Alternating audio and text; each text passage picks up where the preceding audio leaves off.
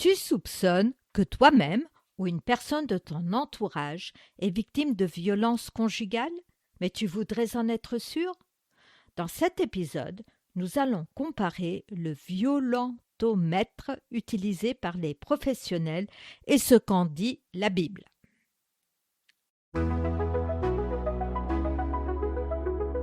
J'étais heureuse, puis je me suis mariée et tout a changé. Bienvenue sur mon podcast Briser les chaînes. Ce podcast est pour vous si vous êtes chrétienne et malgré cela malheureuse. Vous n'avez plus de joie. Vous voulez retrouver cette joie. J'ai grandi dans une famille chrétienne très aimante. Mes parents essayaient de vivre le plus possible selon la volonté de Dieu et avaient une intimité profonde avec le Seigneur. Je suis extrêmement reconnaissante d'avoir eu ce privilège. Les couples que je côtoyais le plus dans mon enfance étaient des collègues de mes parents avec une très grande bienveillance. Je pensais que si deux personnes aimaient le Seigneur et désiraient vivre selon sa volonté, le couple fonctionnerait. Bien sûr, il y aurait des hauts et des bas, mais tout irait bien. Mais ce ne fut pas le cas pour moi et mon mari, bien que nous étions tous deux chrétiens. J'excusais mon mari, sachant qu'il avait grandi dans une famille non chrétienne et complètement à l'opposé de la mienne. Je pensais que cela venait simplement du fait qu'il ne connaissait pas Dieu et n'avait pas les valeurs de Dieu, que c'était normal pour des non-chrétiens. Aujourd'hui, je voudrais partager avec vous un outil que j'aurais bien voulu connaître à l'époque. C'est ma conseillère de Cap Emploi qui, en apprenant le contenu de mon podcast, me l'a donné. Même si cela fait 19 ans que mon mari n'est plus là, ce fut quand même un choc pour moi de réaliser combien j'avais été aveugle. Peut-être que cela te sera utile à toi ou à un proche. Cet outil, c'est le violentomètre. Il a été créé en 2009 par le docteur Marta Alicia Tronca-Rosas au Mexique, après avoir fait une grande étude auprès des étudiants. C'est un papier avec une échelle de 3 paliers et de 23 cases. Nous allons voir chacun de ces paliers. Premièrement, la zone verte. Profite. Si tu te trouves dans cette zone, votre relation est saine. C'est le fameux passage d'1 Corinthiens 13 qui est mis en pratique. Vous vous respectez l'un l'autre dans tous les domaines, goût, désir, décision. Tu es libre de voir ta famille, de faire des sorties entre amis, et tu es contente de le laisser faire de même. Il te fait confiance, il est heureux de te voir épanoui. Vous discutez ensemble des décisions, c'est merveilleux, et c'est ce que Dieu avait prévu. 2. La zone orange. Vigilance dit stop. C'est ici que le piège se referme souvent, car la violence est psychologique et subtile. C'est le début de l'installation de la violence. Une dizaine de cases sont dans ce palier. On peut les classer en 4 catégories. Pas besoin de cocher toutes les cases. 1. Le contrôle. C'est la preuve qu'il n'a pas confiance en toi. Il va surveiller tes messages, tes réseaux sociaux, tes appels. Il devient jaloux et possessif. Parfois, il va même contrôler ce que tu manges ou les vêtements que tu portes, comme dans mon cas. Il te fait du chantage. 2. L'isolement. Ces excès de jalousie vont t'éloigner de tes amis. Ils pourraient même utiliser l'excuse qu'ils ne sont pas assez spirituels.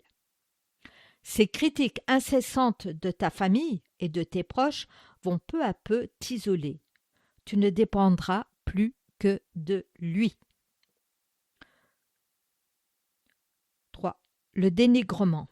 Il aime te décourager dans tes projets, te montrer que tu es incapable, te dénigrer même en public, pour que tu perdes toute confiance en tes capacités. 4. L'intimité. Il pourrait t'obliger à regarder des films porno, par exemple. Bien sûr, tu lui trouves des excuses, car ce qu'il veut, c'est pour ton bien. Il t'aime. Ou alors tu te dis « Dieu l'a établi chef de la famille, il a donc un regard sur ma vie. » Attention, la Bible n'affirme pas ces choses. 1 Corinthiens 13, verset 5 dit « L'amour ne soupçonne pas le mal. » Et dans 1 Pierre 5, 7, Dieu leur demande d'honorer leurs femmes. Et dans la Bible du Semeur, c'est traduit « Traitez-les avec respect ». 1 Pierre 4, 9 nous demande d'exercer l'hospitalité et non de s'isoler. Dans le même chapitre, au verset 8, il est dit « Avant tout, ayez les uns pour les autres un ardent amour, car l'amour couvre une multitude de péchés. » Mais cet amour doit être réciproque. C'est marqué les uns pour les autres. Et ne pas non plus chercher la petite bête. Le contrôle n'est pas de l'amour. C'est de l'insécurité transformée en tyrannie. Si tu dois cacher tes messages ou tes pensées par peur de sa réaction, tu n'es plus dans une relation de confiance, mais dans une stratégie de survie. Il ne faut pas continuer à accepter cette violence. C'est à ce stade qu'il est important de chercher de l'aide. Un conseiller conjugal, une coach, un pasteur, un thérapeute peut aider chacun à réaliser ce qui se passe et des solutions peuvent être trouvées. Tu n'aides pas ton conjoint en te taisant. Il a besoin de réaliser qu'il pêche et de se mettre en règle avec Dieu. Ne rien dire et le laisser continuer à pécher et croire que c'est OK. La troisième zone, la zone rouge. Danger, protège-toi.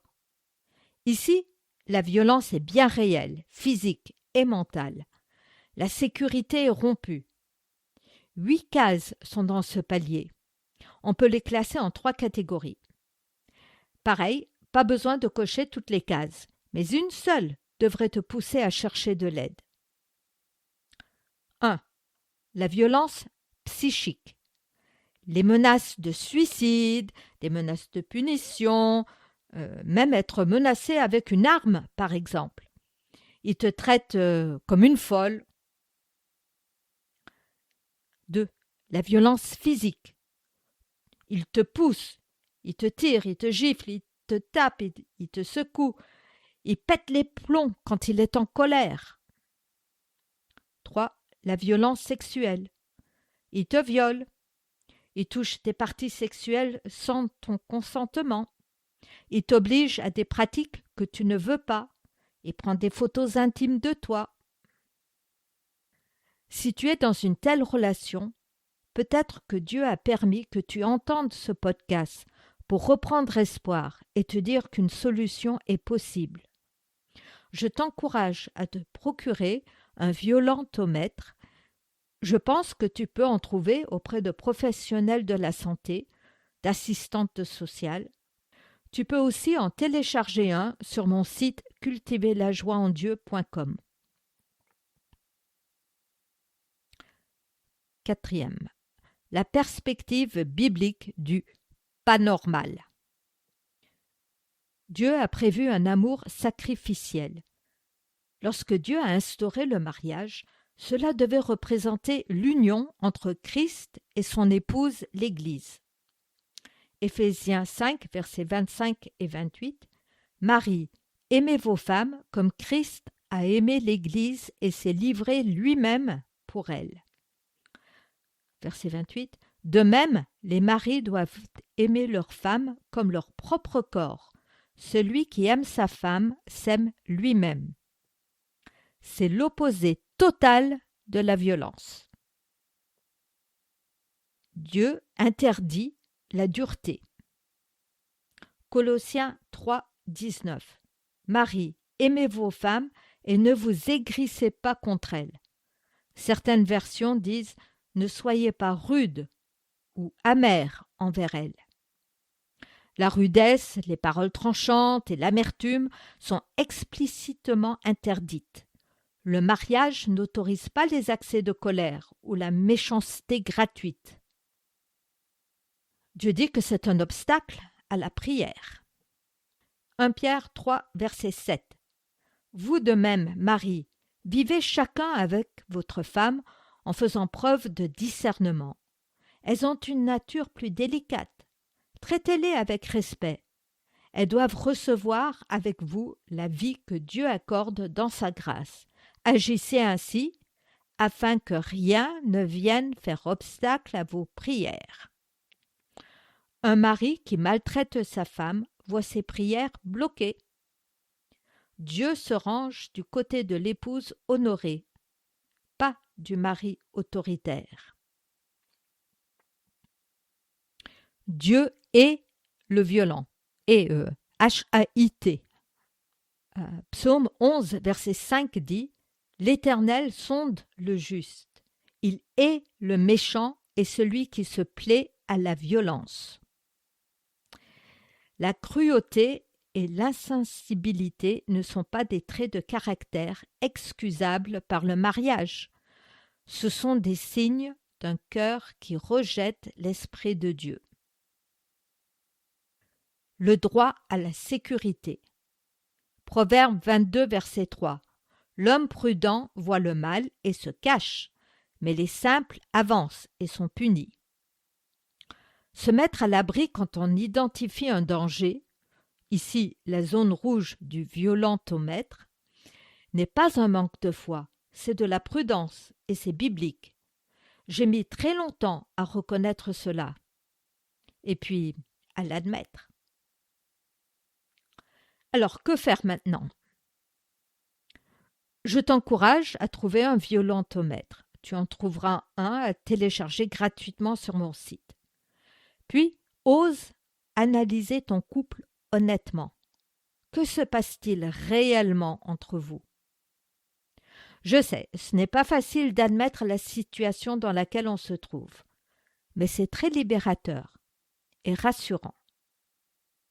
Quand j'ai enfin réalisé que si le monde, avec ses standards imparfaits, trouvait cela inacceptable, à quel point mon Père céleste, qui m'aime d'un amour parfait, devait-il être indigné de voir sa fille traitée ainsi? Si tu es en zone rouge, tu peux appeler le 3919, qui est le numéro d'appel gratuit de Violence Femmes Info. Si tu veux simplement discuter ou être accompagné en coaching avec moi, écris-moi un petit mot sur anna@cultiverlajoieendieu.com. Je vais prier. Merci Seigneur de ce que tu nous aimes infiniment. Tu as donné ta vie pour nous. Je prie pour ces femmes qui, comme moi, subissent des violences morales et ou physiques. Que tu puisses les consoler, les guider par ta vérité vers le bout du tunnel. Que tu puisses mettre sur leur chemin quelqu'un pour les accompagner. Merci de ce que tu ne nous juges pas. En ton nom, Seigneur Jésus. Amen. Alors, je vous dis à la prochaine.